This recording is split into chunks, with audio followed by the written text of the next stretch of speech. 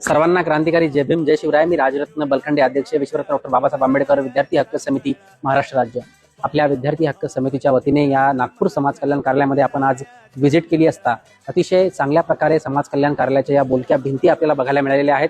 जी विद्यार्थी हक्क समितीची 2021 ला मागणी होती, महाराष्ट्राच्या 36 समाज कल्याण कार्यालयामध्ये शासनाच्या योजनांची माहिती फलक लावण्यात यावेत, तर त्याचं कुठं उदाहरण महाराष्ट्रातल्या एकमेव या नागपूर समाज कल्याण कार्यालयामध्ये आपल्याला बघायला मिळतंय।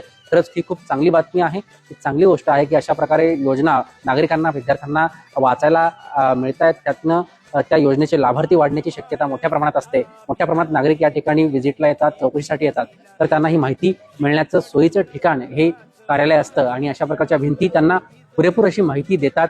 तर खरंच खूप छान सहाय्यक आयुक्त समाज कल्याण नागपूर कार्यालयाने हा एक उपक्रम या ठिकाणी चांगल्या प्रकारे राबवलेला आहे। तर इतरही महाराष्ट्रातील समाज कल्याण कार्यालयाने अशा प्रकारच्या बोलक्या भिंती आपल्या समाज कल्याण कार्यालयामध्ये कराव्यात, हीच या व्हिडिओच्या माध्यमातून सामाजिक न्याय विभागाला एक विनंती आहे।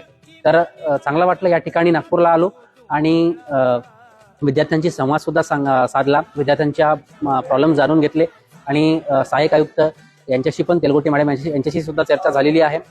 लवकरात लवकर स्वाधारचे जे काही प्रॉब्लेम्स आहेत विद्यार्थ्यांचे तेही लवकरात लवकर निकाली निघतील अशा प्रकारचं आश्वासन सुद्धा आपल्या सहाय्यक आयुक्त समाज कल्याण नागपूर विभागाच्या तेलगोटे मॅडम यांनी आपल्याला दिलेला आहे। जास्तीत जास्त विद्यार्थ्यांनी अशा प्रकारच्या स्वाधार विषयक मदतीसाठी आपल्या विद्यार्थी हक्क समितीच्या युट्यूबच्या चॅनलला सबस्क्राईब करावं आणि आपल्या इंस्टाग्राम पेजला फॉलो करावं, फेसबुक पेजला सुद्धा फॉलो करावं। कनेक्टेड राहूयात, योजनांची माहिती घेऊन लाभ सुद्धा घेऊयात। धन्यवाद, जय भीम।